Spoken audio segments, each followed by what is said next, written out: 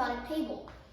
This is the first video in a series of many, and in each video I will be explaining in detail one or two groups of the periodic table. In today's video, I'm going to be talking about what are the alkali elements and what are the alkaline earth metals. To start off, what is the periodic table? The periodic table was invented by Gregor Mendeleev in 1869, March 6th. It was first talked about at the Russian Chemistry Foundation. This table, when it was first created, had less than 70 elements in it. Gregor Mendeleev used this table to do a lot of good. He predicted the existence of many elements, basically the entire inert gas family, and however, he incorrectly used this table to disprove the existence of some of the heavier elements that are down below. The periodic table has a total of 18 groups of elements in it. Each column is one group. At first group, it has the alkali elements, and the second column is the alkali earth elements. These are what we're going to be talking about today. The periodic table is really interesting because every group has something important about it. The halogen group will react with everything because either they're having one electron less in their outer shell or one electron more, whereas the inert gas group has the perfect amount of electrons and it is very unreactive. It reacts with nothing. The way to determine whether or not or how much intensity something will react can be calculated by seeing how many electrons are in the outer shell of both the reactants, and based on that you can calculate with how much intensity they will react. So to start off, what are the alkali metals? The alkali metals are one of the most reactive groups in the periodic table. This is because their outer shell has 9 electrons instead of the normal 8. And because of this, they will react with anything they find to give the extra electron and become a stable field. The alkali metals are the first column of the periodic table. You can see here. They include lithium, sodium, potassium, francium, rubidium, and cesium. Some of these elements are really important, such as the element potassium. It is needed to survive in all living organisms. However, it has a dark side. If you take too much potassium, it leads to something known as potassium poisoning, and it will kill you. All the elements in this group have a few things in common. They're all soft, silvery metals that will explode on contact with air or water.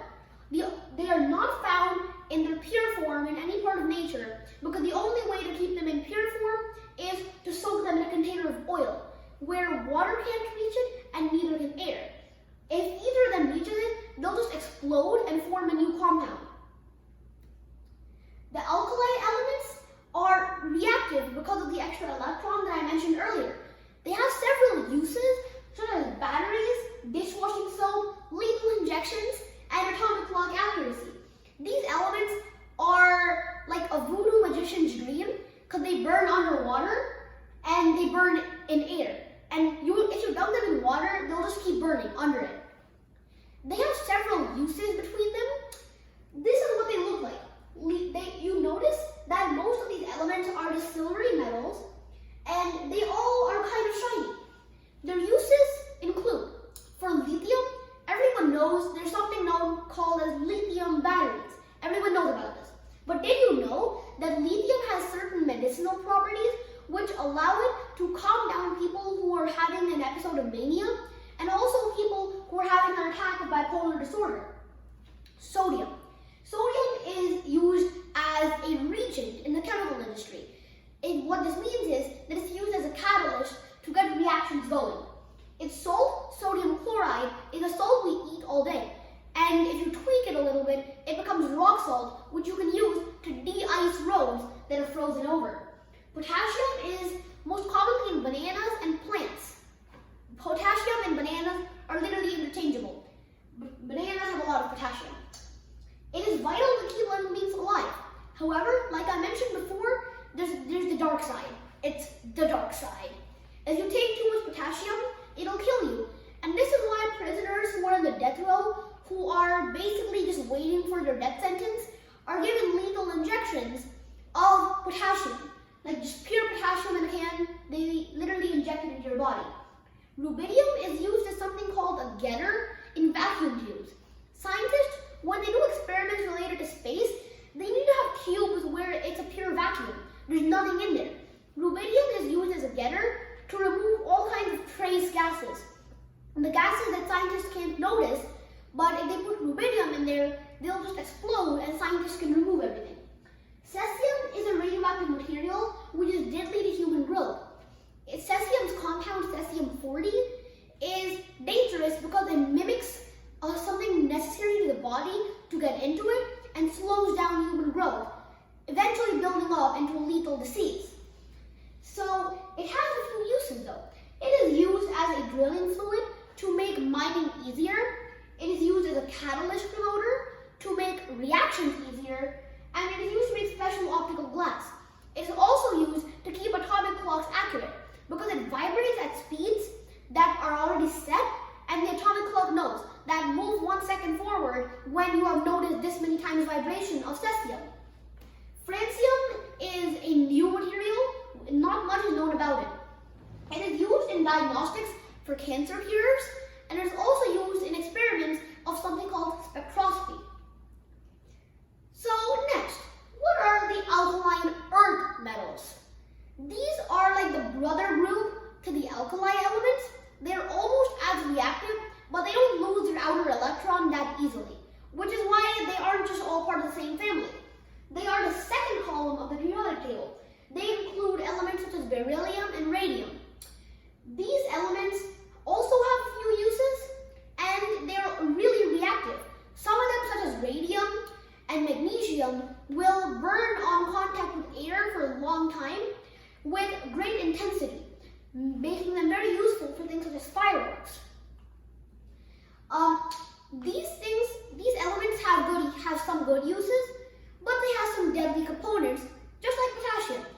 Things such as the element known as beryllium can make a deadly disease known as berylliosis if it ever gets into your body.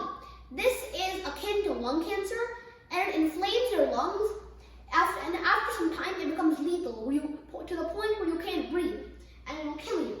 The elements of this group are beryllium, aka berylliosis, magnesium, fireworks, calcium, what's used to make up your body, strontium, barium, and radium. So what are the main uses of the alkaline earth elements? You can see their pictures here. They're all mostly the same soft silvery metals that will tarnish on contact with air just like silver. Earth metals, fun facts, and uses. Beryllium has many uses because in a compound with an element such as aluminum, it becomes very strong aluminum, very light beryllium. So it is used to make planes in the same way that titanium is used to make spacecraft. And a compound of beryllium copper, which you can guess, beryllium plus copper, beryllium copper. Beryllium copper is used to make springs and things of that sort. And it also has a deadly disease known as berylliosis, which I mentioned earlier. Magnesium is a firecracker's best friend. It will burn easily in air because of a chemical reaction. And it always shines with a light bright enough for it to be used in flares, sparklers, and professional firecrackers. By professional, I mean like the giant 4th of July firecrackers that are launched off the back of a boat. Calcium is the next one. It is an extremely important element for the human body because without it, you'd be a pile of muscles and organs on the ground unable to move. Calcium makes up your bones and your teeth. And it is known as the scaffolder because it just makes like this huge scaffolding that the rest of your body can build on and make strong bones. It makes your bones and teeth, which are made of calcium. Strontium is another one of firecrackers' best friends, and it is essentially magnesium's twin. Its salts give a bright red color to fireworks, and it's also used to make powerful magnets and to refine other elements such as zincs. It makes ferric magnets, which are very strong.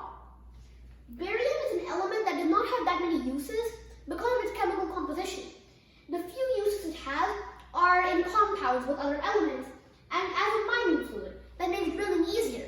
You coat your drill bits with the barium compound and the mining area with the barium compound, and it becomes easier to drill because you don't have pieces of rock flying all over the place that destroy everything.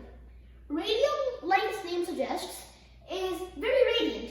The alpha particles that radium gives off they always ionize the air around it.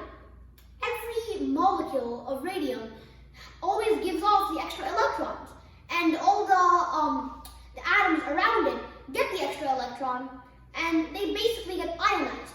They give off blue sparks, which is why if you have a piece of radium, all the air around it will be sparkling and crackling with blue sparks.